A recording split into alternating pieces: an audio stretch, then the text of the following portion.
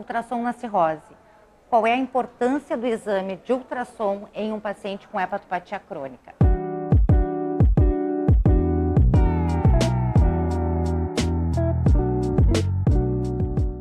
O ultrassom é uma excelente ferramenta no diagnóstico e no manejo do paciente cirrótico, né?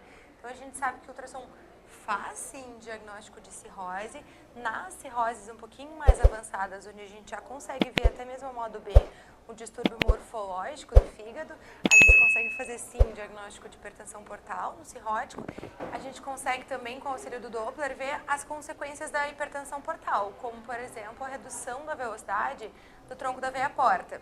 Ou a gente pode ver a modificação do fluxo das veias hepáticas, por exemplo, aquele fluxo portalizado das veias hepáticas. Quando a gente tem alteração morfológica do fígado da cirrose, é importante que venha esse resultado no laudo final de o achado ecográfico é característico de hepatopatia crônica ou é característico de cirrose, porque aí a gente já sabe que esse paciente tem o diagnóstico, isso está escrito, e ele deve fazer então o rastreamento de ultrassom de 6 em 6 meses para nódulos de fígado. Mas a hipertensão portal tem outros achados que a gente também pode ver, além da dilatação das veias do sistema porta, que são as colaterais. No paciente que tem cirrose, claramente, né, e a gente está buscando hipertensão portal, a gente pode encontrar uma dilatação da veia porta no tronco, a gente pode encontrar esplenomegalia, que são os achados clássicos, né, Fê, que todo mundo sabe encontrar ou sabe ler num laudo, mas também a gente tem que entender que medir a veia mesentérica superior e a veia esplênica, que vão se encontrar para formar a veia porta, também é importante, porque muitas vezes a gente vê uma dilatação de alguma dessas veias antes de observar um aumento do calibre do tronco porta. Além disso, existem diversos shunts ou circulações colaterais que podem acontecer no paciente que tem hipertensão portal. Quando a gente encontra, então, num laudo ou no exame que a gente está fazendo, uma gástrica esquerda calibrosa ou um shunt pelas gástricas curtas, a gente pode encontrar shunt espleno-renal, recanalização da para-umbilical. Todos esses são achados característicos de hipertensão portal, além, é claro, da ascite, que aí é muito fácil da gente encontrar no ultrassom. E além de colocar no laudo do ultrassom achados característicos de cirrose ou hepatopatia crônica, também é importante colocar achados característicos de hipertensão portal clinicamente significativa. Por quê? Essas alterações morfológicas dos vasos, esse surgimento de colaterais, eles são patognomônicos de hipertensão portal no paciente com cirrose. Então, aquele fígado dismórfico, aquele fígado que nós já vemos que é de cirrose, com dilatação da veia, não tem outro diagnóstico que não seja por hipertensão portal. Então, podem perder o medo de colocar isso no laudo, é importante que esteja no laudo, porque inclusive muda a conduta, né? Isso é muito importante, porque para nós hepatologistas, desde o Baveno 7, a gente começa a mudar a conduta baseado em qualquer achado de hipertensão portal, seja ele no exame clínico do paciente, ou no exame ultrassonográfico, ou até mesmo na elastografia. Então, o ultrassom que me mostra algum sinal de hipertensão portal me autoriza a começar a tratar esse paciente com beta-bloqueador não seletivo, como o carvedilol, por exemplo. E essa medicação é uma das únicas medicações que realmente parecem modificar, então, o prognóstico dos pacientes com cirrose, além, é claro, de tratar o fator etiológico. Então, o carvedilol, ele nos estudos nos mostra que reduz a chance de descompensação do paciente cirrótico ao longo dos anos e também tem uma redução na mortalidade desse paciente, dessa população. Então, o resultado e o laudo do teu ultrassom pode sim modificar a história da doença do paciente que está na tua frente. Então, é muito importante ser assertivo nesse laudo. E também saber que o tratamento da causa base da cirrose também muda o prognóstico. Tratar um paciente com vírus C ou com hepatite B, ou tratar a doença hepática gordurosa que causou a cirrose, a gente não pode ter a ideia de que agora ele já tem cirrose, agora não tem mais o que fazer. Tem muito o que fazer pelo paciente cirrótico, até porque eles passam muitos anos assintomáticos com a sua cirrose. Então, quanto mais precoce for esse diagnóstico, quanto mais precoce nós tratarmos o fator que causou a cirrose, a sobrevida é maior, o risco de desenvolvimento de câncer de fígado é muito menor. Então, um paciente com cirrose por esteatose, ou com hepatite B, hepatite C ou por álcool, tem que ser muito motivados a tratar a causa da cirrose.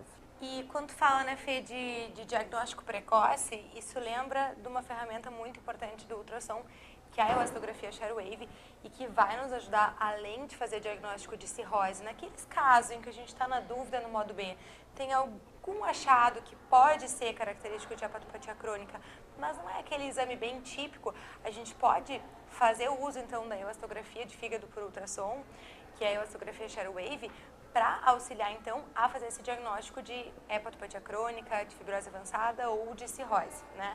Além disso, a elastografia também é capaz de nos fazer um diagnóstico presuntivo de hipertensão portal. E aí também no baveno vai modificar a conduta clínica do colega.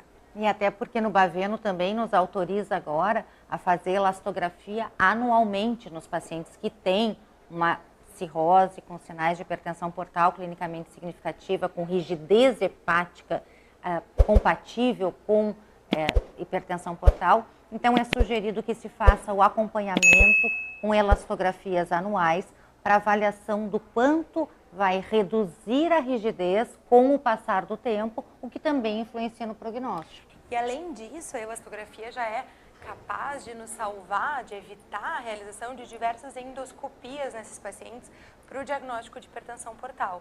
Então o baveno ele realmente muda muita coisa e ele valoriza muito o ultrassom e as ferramentas associadas ao ultrassom para o manejo desse paciente cirrótico. E além disso, né, Gi, uma ferramenta que já está descrita no baveno, embora ainda a gente não esteja autorizado a usar na prática clínica, porque não se tem um valor de corte ainda, nem do Fibroscan e nem da elastografia Share-Wave, é a elastografia esplênica.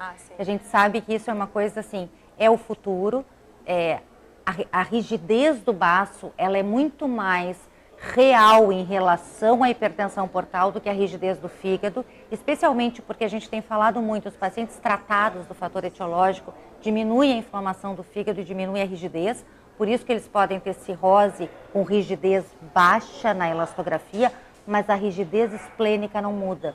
Por quê? Porque a rigidez esplênica reflete a hipertensão portal e a circulação hiperdinâmica, as alterações que acontecem na cirrose pela circulação hiperdinâmica. Então, parece que num futuro muito próximo, a elastografia esplênica vai ter um papel tão ou ainda mais importante que a elastografia hepática dentro da hepatologia. A elastografia esplênica tem um valor importante também na abordagem do paciente em que a gente suspeita de hipertensão portal não cirrótica, que é muito legal. Mas é assunto para outro vídeo.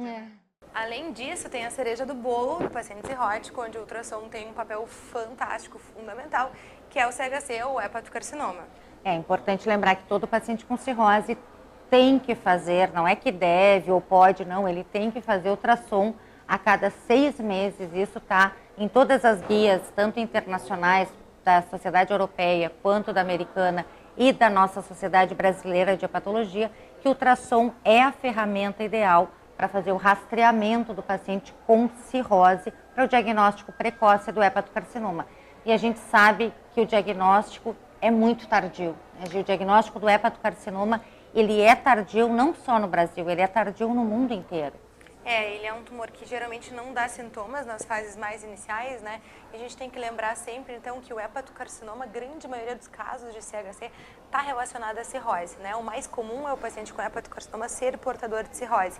E a incidência na população cirrótica, ela é muito maior do que na população geral. Por isso que existe essa indicação de rastreamento semestral nestes pacientes. E aí sim, o ultrassom muda o desfecho dos pacientes, auxilia muito o clínico, porque o que é nosso objetivo aqui é encontrar nódulos pequenos, idealmente nódulos até menores do que 2 centímetros, né, Fê?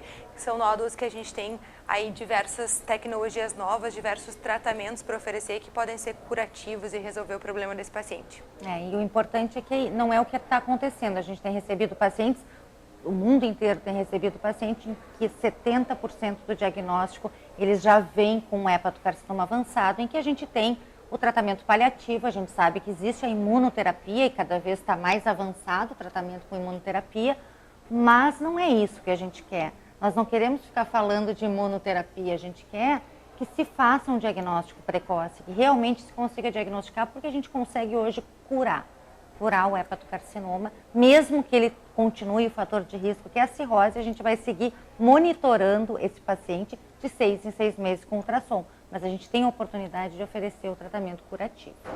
Enfim, esse foi um bate-papo rápido sobre ultrassom e cirrose e a gente está preparando novos vídeos, inclusive mais detalhados sobre alguns assuntos para vocês.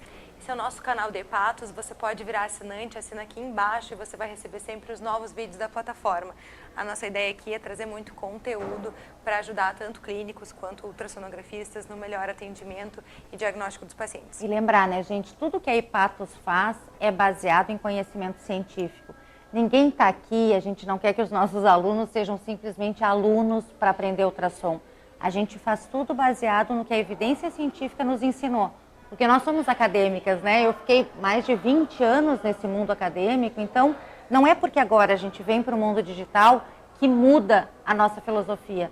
Nós seguimos sendo extremamente rígidas com a parte científica. Então, o digital alcança um número muito grande de pessoas e o que a gente quer é realmente trazer um conhecimento científico para as pessoas que nos acompanham.